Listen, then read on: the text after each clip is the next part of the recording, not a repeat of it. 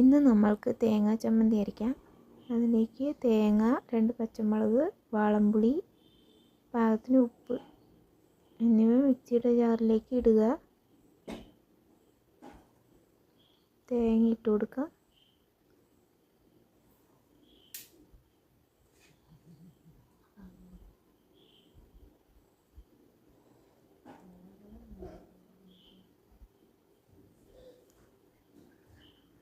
പച്ചമുളക് ഇട്ട് കൊടുക്കാം.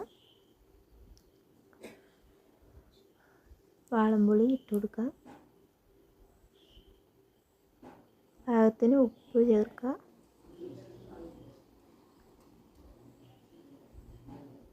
എന്നിട്ട് കുറച്ച് വെള്ളം ഒഴിച്ച് കൊടുത്ത് അരച്ചെടുക്കുക. അതിലേക്ക് കുറച്ച് വെളിച്ചെണ്ണ ചേർത്ത് ഇളക്കി യോജിപ്പിക്കാം. നമ്മുടെ തേങ്ങാ ചമ്മന്തി റെഡിയായിരിക്കുന്നു.